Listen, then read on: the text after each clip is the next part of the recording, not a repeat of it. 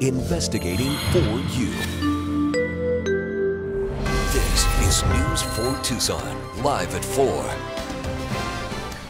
Breaking developments in Washington over the spending deal to avert a government shutdown. The White House says President Trump will sign the bipartisan bill and will also declare a national emergency at the southern border. Kristen Holmes has the very latest from Washington.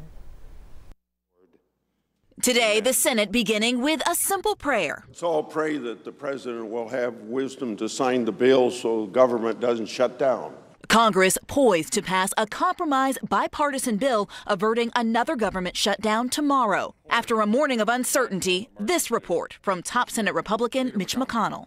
I've just had an opportunity to speak with President Trump, and I would say to all my colleagues, has indicated he's prepared to sign the bill. He will also be issuing a national emergency declaration at the same time.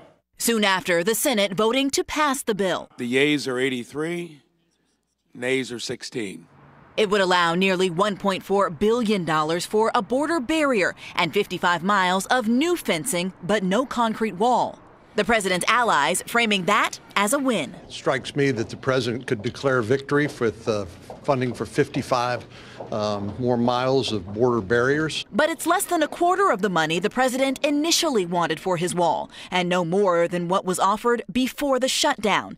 Vice President Mike Pence telling NBC's Andrea Mitchell, the President of the United States has the absolute authority under the Constitution and by statute to declare a national emergency and reposition resources to address that. Democrats considering a legal challenge.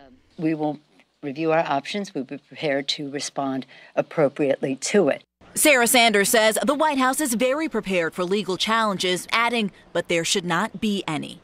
And Republicans have been split on this. Some were urging the president to declare a national emergency, while others were hoping he would decide against it. Blaine Alexander, NBC News, Washington.